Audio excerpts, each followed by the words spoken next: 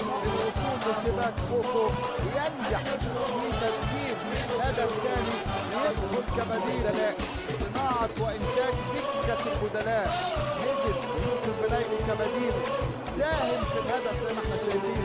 لكن بغداد بنجاح يعرف طريق المرمى، يعرف طريق الشباك، ما بيهزرش.